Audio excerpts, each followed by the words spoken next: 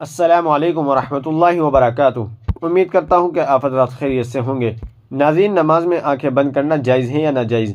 तो चलिए इसकी जानकारी के लिए आप हज़रात के सामने दारुल उलूम देवबंद का फतवा पेश किया जाएगा। वीडियो को आखिर तक देखिएगा ताकि पूरी बात समझ में आ जाए।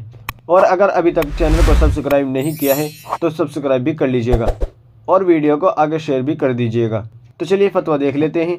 चुनांचे किसी साइन ने दारुल उलूम देवबंद से सवाल किया है, अगर मैं नमाज में अल्लाह ताला की तरफ तवज्जो पैदा करने के लिए आंखें बंद कर दूं, क्या ये जायज़ है या नाजायज़? पहले मैंने पढ़ा था कि नमाज के दौरान आंखें बंद करना मकरूह है। तो चलिए देखते हैं दारुल उलूम देवबंद ने इसका क्या जवाब दिया है। इसका जवाब आप अपनी स्क्रीन पर भी देख सकते हैं।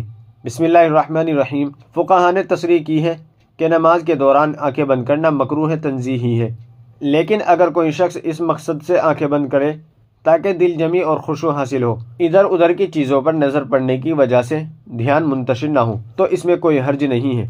लिहाजा आप मज़कूर फी सवाल मकसद के लिए नमाज में आंखें बंद कर सकते हैं, नमाज मकरूह ना होगी।